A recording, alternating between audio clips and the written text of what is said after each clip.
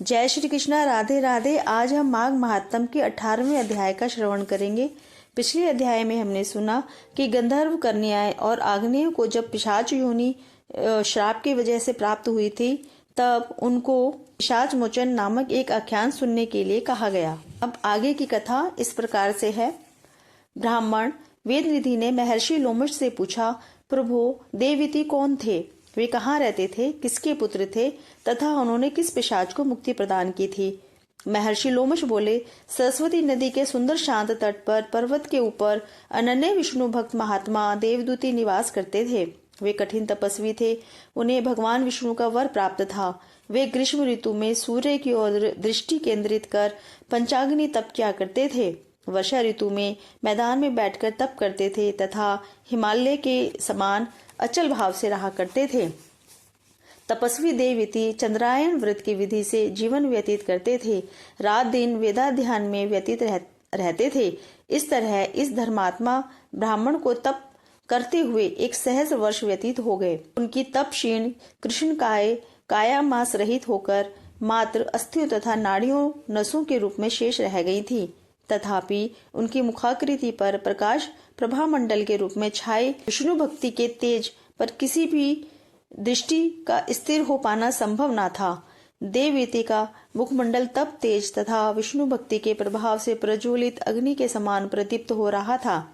विष्णु भक्त देववती का नियम था कि वह प्रतिदिन सुगंधित पवित्र पुष्पों द्वारा वेद सूक्ति का एक परम मनोहर स्त्रोत पढ़कर भगवान विष्णु का पूजन किया करता था। एक दिन वैशाख मास की एकादशी को वह मग्न मन से भगवत पूजन में लीन था कि उसकी स्तुति से प्रसन्न होकर भगवान विष्णु गरुड़ पर आरूढ़ होकर उसके सामने आ उपस्थित हुए। जब ब्राह्मण देववती ने प्रभा मंडल से दीप्त नीलांबर छविधारी चतुर्भुज देवाधिदेव भगवान विष्णु को देखा तो हर्षातिरेक में उसे रोमांच हो आया। कमल नयन पीताम्बरधारी दिव्य आभूषणों से अलंकृत देवाधिदेव को देखकर हर्षातिरेक में उसकी आंखों में प्रेमाश्रु उमड़ पड़े। वह अपनी सुध बुध भूल कर भगवान पर दृष्टि केंद्रित कर उन्हें अपलक निहारता रहा। वह मुख से कुछ भी नहीं बोल सका। अपने भक्त की ऐसी भाव विभोरता देखकर भगवान विष्णु ने मुस्कुराकर उससे कहा, हे विप्रवर देववती, मैं तुम्हारी मन स्थिति से अवगत हूँ। तुम मेरे प्रिय भक्त हो तथा मनसा वाचा कर्मणा मुझे ही समर्पित हो। तुमने समस्त प्रकार के कर्मों का परित्याग कर दिया है तथा तुम्हारे समस्त भाव मेरे लिए ही हैं। तुम्हारे ध्यान में सदैव मैं ही रहता हूँ। मैं तुम्हारे इस भक्ति भाव से पूर्ण सुंदर स्तोत्र से अत्यंत प्रसन्न हूँ। अतः हे निष्पाप भक्तवर, तुम अपनी इच्छा अनुसार मुझसे वर मांगो। हे विप्र, देवादिदेव भगवान विष्णु के ऐसे वचन सुनकर प्रेमानंद मग्न देववती कर बद निवेदन करने लगा।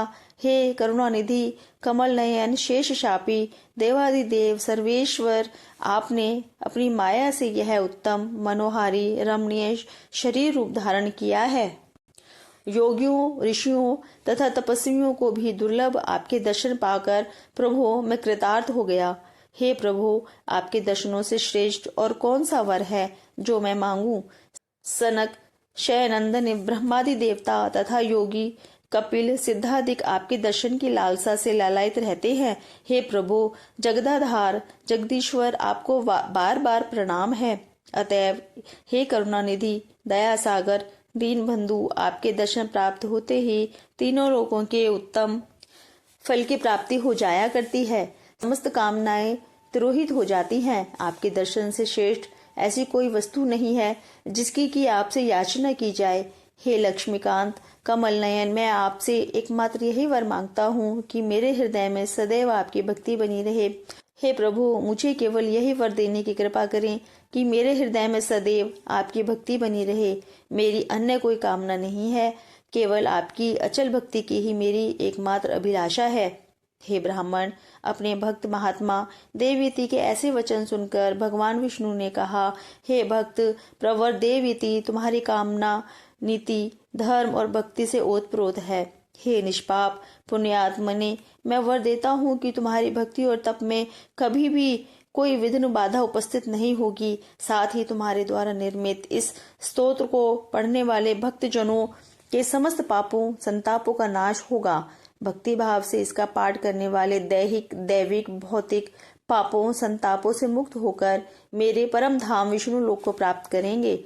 मेरा यह वचन संशय रहित सत्य है। हे द्विज श्रेष्ठ महात्मा, देवती से ऐसा कहने के पश्चात भगवान विष्णु अंतर्ध्यान हो गए। विष्णु भक्त देवदूती उसी दिन से पुनः भगवान विष्णु की भक्ति में लीन हो गए। इस प्रकार से माघ महात्म का 18वां अध्याय समाप्त होता है। जय श्री कृष्णा। राधे राधे।